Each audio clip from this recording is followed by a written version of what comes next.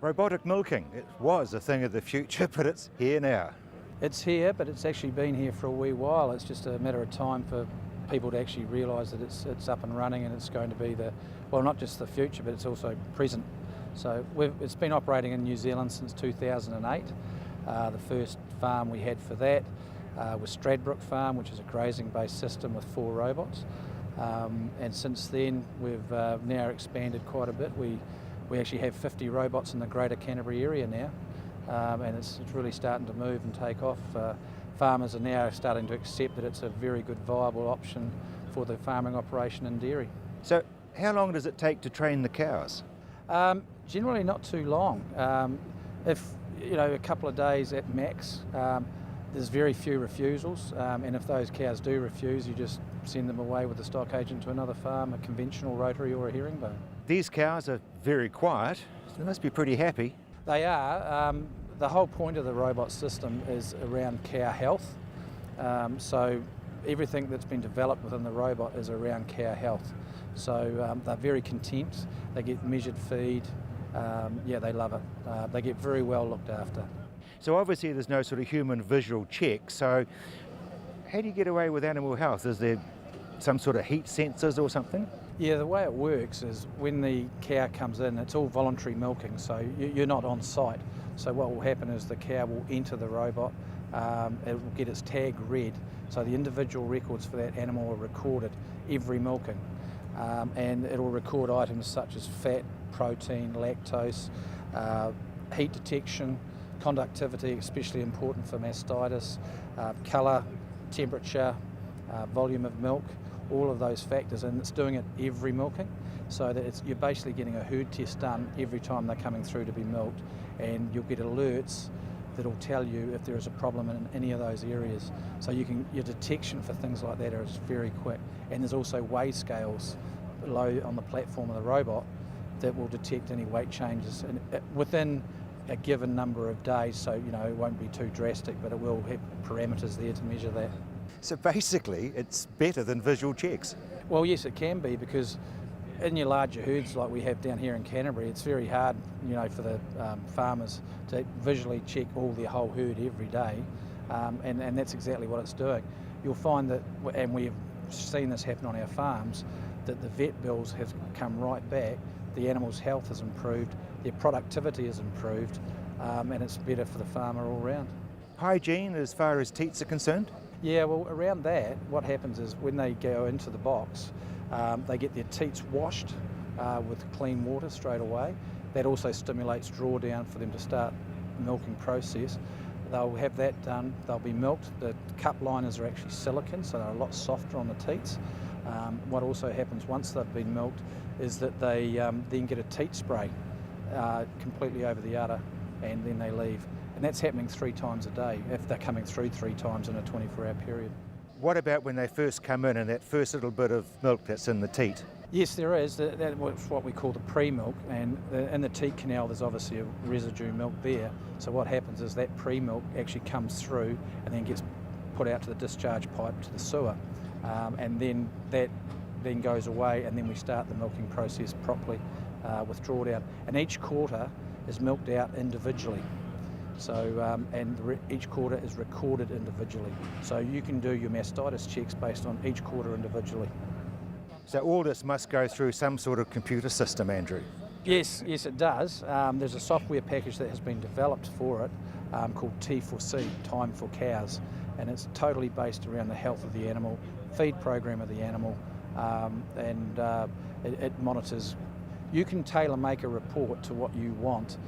You'll have your basics like feed management, cow health, medicines. You can have that animal drafted off if you want to do a medical treatment on it. It'll come through, it'll get milked, it'll then get drafted off, and you just go out to the shed when you're ready, administer the treatment, and then let it get it back down to the herd. Is this grass or is it cut and carry? No, these rules apply for both grass and barns. So we have a medical area which when we design our systems, where the animals can be drafted off, so that those same things we've been discussing apply for grass-based and barn-based systems. Production figures? What we've found is that generally, because you're measuring all these things. You've got your feed parameters well set. They're getting a feed program in the robot as well. The production figures generally will go up by between 10 and 20% on any herd that we can introduce. Sorry, how much? 10 to 20%. And we actually have figures here from the herd that we're using that actually show the sort of production they're doing. We've got animals here that are doing, young animals, 2-year-olds doing 12,000 litres in 305 days. So very good figures.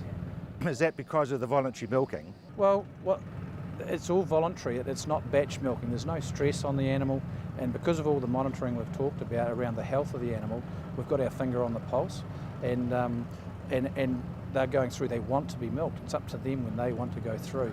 They're not being brought up in a bunch. They're not being bullied. They've got a great feed ration in the grazing system or in the barn.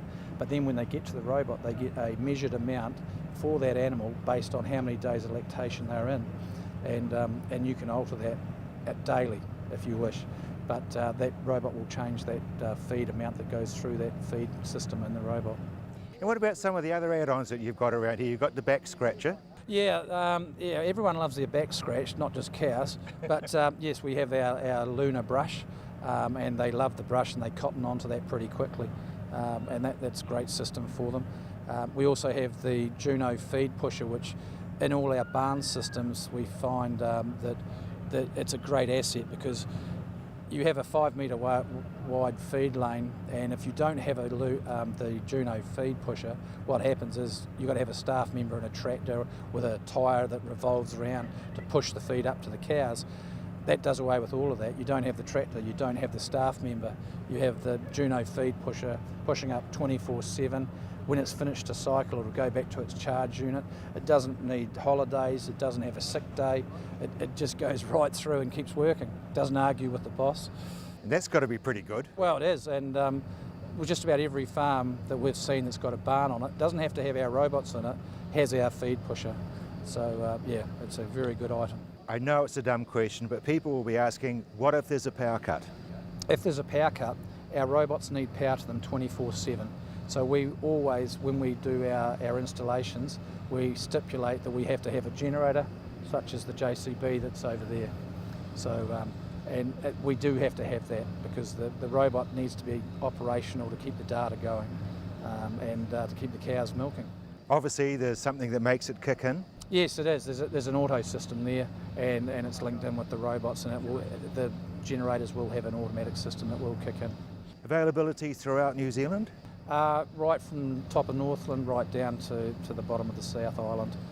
We've just signed up an installation for Tākaka in the Golden Bay, and it's one that we've been working on for a wee while, and that will go ahead starting in May. Andrew, with all due respect, with the increased production, it really is a no-brainer. Well, to us it is, yes, but it's like the evolution of dairy farming, going through from your walk-through right through the different phases, cup removers, rotaries, herringbones. It's taking farmers a wee while to accept that this is the next step. They are doing it. I think you'll see in the next year or two there's going to be a lot more robots in New Zealand. Farmers are really getting used to seeing what the benefits are from robotics. So I guess if it's been around as long as it has, all the problems and teething things would have been ironed out by now. Well, they have. They were introduced into the world market in 1992 by Lely in Holland. And what happened there was they saw a need for this type of work, so they introduced it.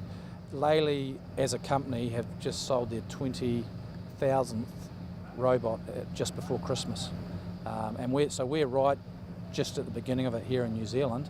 But we think we're just about to break into the market really well. We've certainly come a long way from milking by hand like I used to long time ago, in fact. Oh, I can remember my grandfather's dairy farm in Kaikoura doing exactly that, and doing the cream out the back as well. And the walk-through sheds 25 years ago when I started in dairying, there was lots of walk-through sheds. And like I said, it's the next evolution, but it's here now. So basically, it's no longer the future, it is now the present. It is the present, and it's a good, viable way to go.